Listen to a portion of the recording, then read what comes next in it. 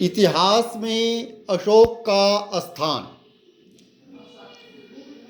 कहा जाता है कि अशोक की शांतिवादी नीति ने मौर्य साम्राज्य को बर्बाद कर दिया, पर यह सही नहीं है। इसके विपरीत अशोक ने अनेक उपलब्धियां प्राप्त की। निस्संदेह प्राचीन विश्व के इतिहास में वह सबसे महान धर्म प्रचारक शासक हुआ। उसने अपनी आस्था के प्रति बड़े ही उत्साह और निष्ठा से काम किया और सर्वत्र, घर में भी और बाहर में भी, सर्वत्र सफलता पाई। अशोक ने देश में राजनीतिक एकता स्थापित की। उसने एक धर्म, एक भाषा और प्रायः एक लिपि के सूत्र में सारे देश को बांध दिया। उसके लगभग सभी अभिलेख एक ही लिपि ब्राह्मी में हैं।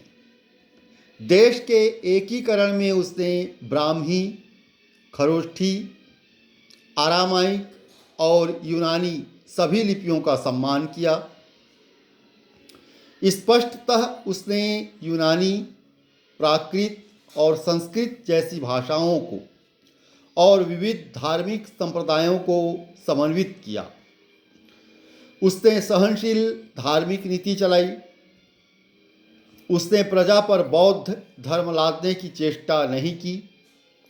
प्रत्युत उसने हर संप्रदाय के लिए दान दिए, भले ही वह संप्रदाय बौद्ध धर्म को न मानता हो या उस धर्म का विरोधी ही हो। धर्म प्रचार के कार्य में अशोक को अपार उत्साह था। उसने साम्राज्य से सुदूर भागों में भी अपने अधिकारियों को तैनात किया। इससे प्रशासन कार्य में लाभ हुआ और साथ ही विकसित गंगा मैदान और पिछड़े दूरवर्ती प्रदेशों के बीच सांस्कृतिक संपर्क बढ़ा। भौतिक संस्कृति जो साम्राज्य के मध्यवर्ती इलाकों की विशिष्टता थी, कलिंग और निचले दक्कन और उत्तरी बंगाल में भी फैल गई। सबसे बढ़कर इतिहास में अशोक का नाम उसकी शांति, अनाक्रमण और सांस्कृतिक विजय की नीति के लिए अमर है। प्राचीन भारत के इतिहास में इस तरह की नीति अपनाने का कोई आदर्श अशोक के सामने नहीं था और न इस तरह का कोई उदाहरण किसी देश में मिलता है।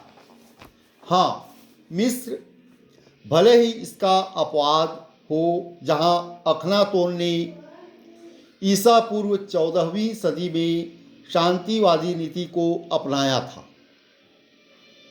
लेकिन यह स्पष्ट है कि अशोक को अतीत के अपने इस मिस्री समचिंतक की जानकारी नहीं थी। कौटिल्य ने तो राजा को सलाह दी कि राजा को शक्ति द्वारा विजय पाने की चेष्टा सदा करनी चाहिए, लेकिन अशोक ने इसके ठीक उल्टी नीति अपनाई। उसने अपने उत्तराधिकारियों से आक्रमण और विजय की उस नीति को त्याग देने को कहा जिसे मगध के राजा कलिंग युद्ध तक अपनाते चले आ रहे थे।